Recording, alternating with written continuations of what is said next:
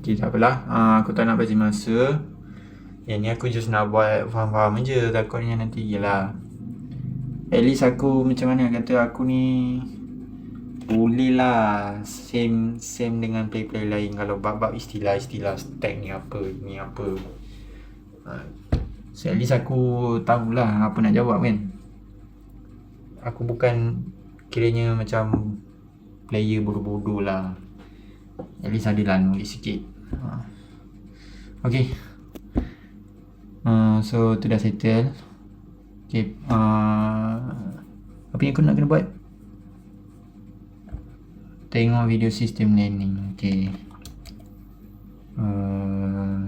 Kita pergi sini. YouTube. Buka sini.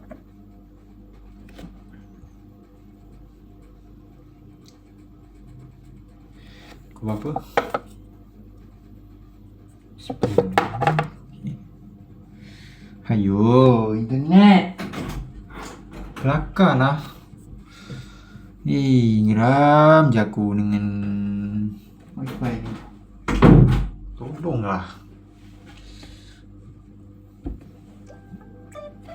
Okay, kita nak tengok apa. Sebelum kita mulai videonya, gue mau disclaimer dulu nih. Video ini gue bikin untuk teman-teman yang baru belajar Mobile Legends dan masih suka bingung sama game ini, diambang-ambang keputusasaan, dan hampir-hampir mau uninstall game ini karena nggak paham ya gimana sih di game mainnya. Jadi buat yang udah ngerti sama pembahasan kali ini, boleh sama-sama awasin penjelasan gue. Kalau ada yang keliru, boleh ditambahin di kolom Kenapa?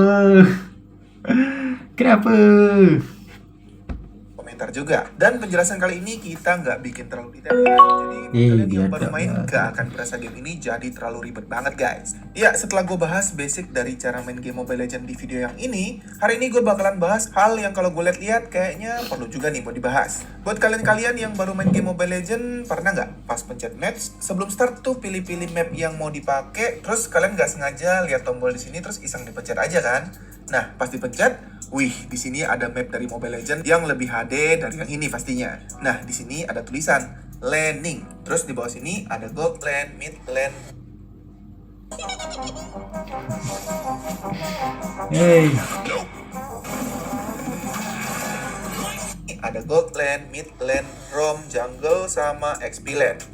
Nah, hari ini mereka ini nih yang bakalan kita bahas. Seperti yang kalian tahu, Mobile Legends itu pertandingan 5 lawan 5 yang mungkin buat yang baru main, ya udah, main aja. Pilih aja hero apapun yang kita suka, terus ya udah jalan aja kemanapun yang kita mau kan. Padahal pada kenyataannya game MOBA yang satu ini tuh tidak sesimpel itu guys. 5 player dalam tiap tim itu dibagi jadi 5 posisi yang berbeda berdasarkan sistem laning yang kita lihat di awal tadi, dengan tugas yang berbeda-beda pula. Biar lebih gampang, gini nih. Ini map Land of Dawn yang kalian isi waktu pertandingan dimulai ya. By the way, yang nggak tahu, Land of Dawn itu tuh sebutan umum buat universe Mobile Legends secara keseluruhan.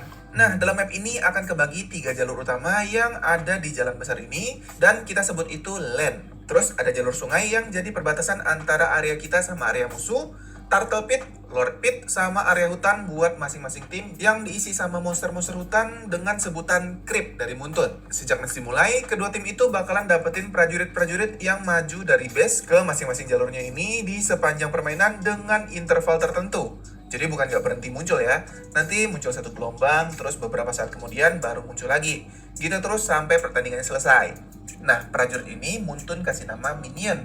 Tapi bukan minion yang ini ya, namanya aja yang sama. Dan setiap satu kelompok minion itu kita sebut wave minion atau gelombang minion.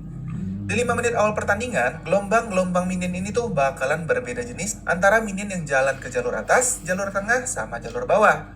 Ada 3 jenis wave minion di Mobile Legends yang ditentuin sama prajurit paling belakangnya untuk 5 menit di awal tadi.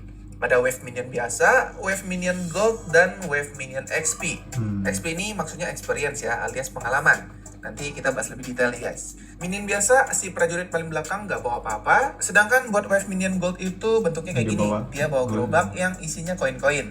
Di wave minion XP, dia itu bawa gunungan kertas kayak gini guys. Nah, secara umum, Setiap kalian bunuh makhluk apapun di dalam pertandingan, kalian itu pasti dapetin gold sama XP tadi ya. Gold bakal ngisi angka di pojok kanan atas ini yang fungsinya itu buat beli item-item pendukung dari hero yang kalian pakai biar makin GG. Terus XP itu ngisi lingkaran ini buat naikin level hero kalian yang ditunjukin di angkanya tadi. Kalau levelnya makin gede, kemampuan dasarnya makin oke, sama skill-skillnya bakalan makin kebuka dan makin berdamage. Maksimalnya ada di angka 15. Nah, ketiga jenis minion ini akan ngasih XP sama gold, tapi porsinya beda-beda. Simpelnya kalau minion biasa ngasih XP sama gold, minion XP ngasih gold yang sama kayak minion biasa, tapi XP-nya lebih banyak. Sedangkan minion gold akan ngasih XP yang sama minion biasa, sedangkan gold-nya lebih banyak. Nah, nanti ketiga jenis minion ini tuh bakalan ngisi 3 jalur berbeda yang ada di Land of Dawn.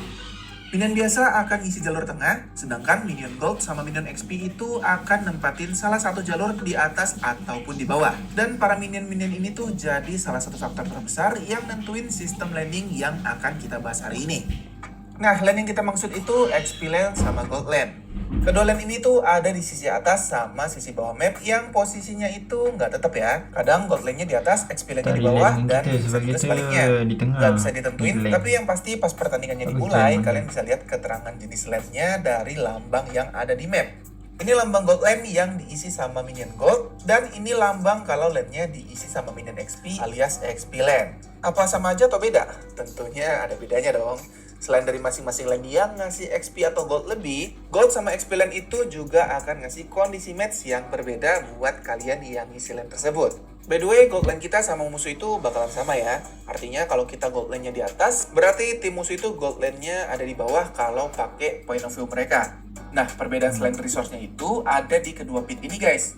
Turtle pit sama lord pitnya. Turtle ini tuh bakalan muncul di awal pertandingan setelah 2 menit pertandingan berlangsung. Sedangkan Lord bakalan muncul setelah menit ke-9. Nah, Turtle ini akan selalu muncul pertama kali di XP Land.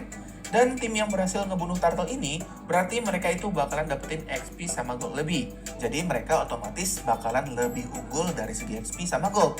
Makanya si kedua tim itu bakalan berusaha untuk jagain Turtle ini biar gak dibunuh lawan. Karena ini bakalan ngasih kerugian yang gede banget. Nah, itu tuh pembagian land utamanya. Simple, gak ribet-ribet banget. Sebelum kita lanjut, biasa ya. Untuk yang mau top up diamond murah terpercaya, bisa cek Instagram Diamond Shop gua di cs_diamond store atau langsung WA ke nomor yang ini.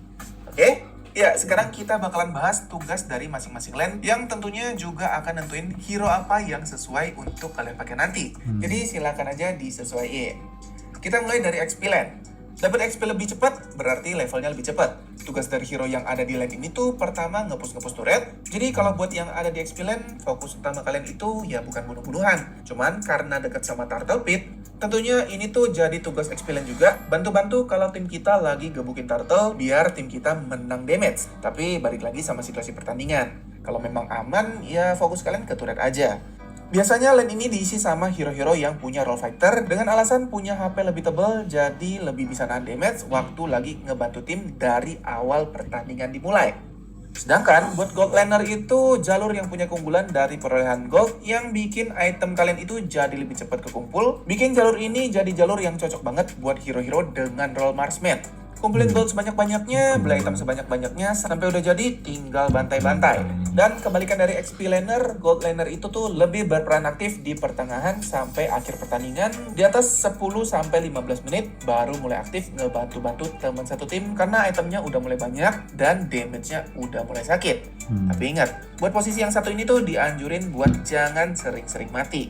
Jadi tantangannya di situ guys. Terus yang ketiga, mid laner. Ngisi jalur tengah untuk jagain minion di lane supaya tentunya nggak jebol sama musuh. Kalau tadi gold laner itu jaminan damage buat di late game, sedangkan XP lane di early game, mid laner ini tuh tugasnya lebih kompleks. Perlu kesana sini, ngebantu jalur mana aja, jadi support iya, ngasih damage iya, tapi dibilang posisinya terancam banget, sebenarnya lebih terancam XP lane sih. Jadi posisi ini tuh termasuk masih oke lah. Rotasi, bantu tim lain. Sungguh damage sangat. Dia kena jadi support lah, maksudnya tolong bagi damage je lah. Buat dicoba-coba. Soal yang paling pas di jalur tengah ini tuh match atau support. Ya itulah balik untuk yang mid lane ni. Tugasnya lebih kompleks. Perlu kesana sih. Ya. 3. Mid laner, ngisi jalur tengah untuk jagain minion di lane supaya tentunya nggak jebol sama musuh. Kalau tadi God laner itu jaminan damage buat di late game, sedangkan XP lane di early game, mid laner ini tuh tugasnya lebih kompleks. Perlu kesana sini, ngebantu jalur mana aja, jadi support iya, ngasih damage iya, tapi dibilang posisinya terancam banget, sebenarnya lebih terancam XP lane sih. Jadi posisi ini tuh termasuk masih oke lah buat dicoba-coba. Role yang paling pas di jalur tengah ini tuh mage atau support. Bisa diisi sama role lain juga, tapi dua role ini tuh role yang terbaik untuk isi mid lane. Nah, 3 jalur udah keisi penuh, tapi masih ada 2 pemain lagi yang belum kebagian posisi kan. Sisanya itu ada roamer sama jungler. Ya, jungler itu posisi yang akan ngisi area-area yang ada di sekitar sini dengan bawa sepatu jungle biar makin gampang eksekusi dan bakalan dapat keuntungan lebih waktu ngebunuh creep hutan. Lane jungle atau yang akrab disebut jungler ini tuh buat gua pribadi sih bisa dibilang lane yang paling berat buat dipelajarin, apalagi buat kalian-kalian yang baru banget belajar Mobile Legends. Karena role yang paling pas untuk isi posisi ini tuh assassin. Dan hero-hero dengan role assassin itu tuh ada di peringkat tersulit buat dipelajarin di antara role lain, dan ini posisi yang sangat gue tidak rekomendasiin buat kalian yang baru banget belajar Mobile Legends kalau nggak mau kena mental sendiri. Tugasnya tentunya ngabisin creep-creep di hutan yang udah disediain dari ujung sini sampai ujung sini, di sini, terus bunuh turtle, bantuin lane atas buat ngebunuh musuh, lane bawah ke tengah ke hutan lagi, dan seterusnya. Kedengarannya ribet ya. Tapi di 5 menit awal nggak boleh bunuh minion di lane karena akan ngerugiin seluruh tim. Detailnya nanti kita bahas di video terpisah ya, biar kalian nggak pusing. Tapi intinya, assassin jungler tidak gue rekomendasikan buat kalian yang masih pemula banget. Kalau udah mulai lancar, boleh-boleh lah coba-coba. Tapi kalau yang baru main, takutnya nanti malah kena mental. Dan lane terakhir, roam. Pelakunya kita sebut roamer. Ya, roamer ini tuh posisi yang buat gue paling penuh perjuangan ya. Dilengkapin sama sepatu roam yang bikin roamer ini nggak kebagian XP sama gold dari apapun yang dibunuh sama keempat rekan satu timnya. Tapi pemasukannya dari dana santunan Muntun punya tugas yang menurut gue cukup berat ya. Tugasnya itu jagain jungler tadi. Nah, kalau memang si jungler nggak butuh bantuan, roamer ini juga punya tugas buat ngontrol area-area sekitar jalur atas, tengah sampai bawah ke hutan-hutan buat ngecekin keberadaan unit musuh. Terus kalau ada temen yang diserang, roamer ini punya tugas buat ngebadanin, terima damage, dan berkorban demi keselamatan teman satu timnya. Makanya role yang paling pas itu tank karena punya HP paling tebal di antara role-role lain. Tapi selain tanker asli, in another level, para MLers juga suka ngisi posisi ini pakai hero-hero yang role-nya fighter atau support juga ya. Tapi ini ya nanti aja. Sembari belajar, sembari ngulik-ngulik, sabilah. Sekarang itu fokus kalian cuman untuk dalamin hero yang sesuai role aja, biar pengalaman kalian macam makin enak lane, guys. tapi mid lane Oke, jadi itu tadi penjelasan singkat gua soal sistem laning di game of dia lebih kurang macam mid lane lah. Tapi biasanya mid lane tadi dia kata apa, rotasi, bantu lane atas, lane god lane, HP lane tengah, lepas tu apa lagi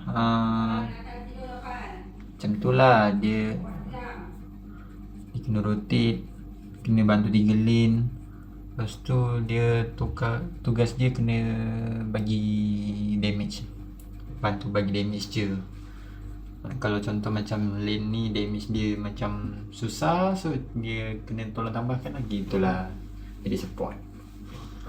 Okay, so sistem laning sudah lah kita dah dapat dia punya point dia tu. So tengok video sistem laning dah. Okay, lepas tu tengok video tutorial mid lane. Okay, jom kita tengok video tutorial mid lane.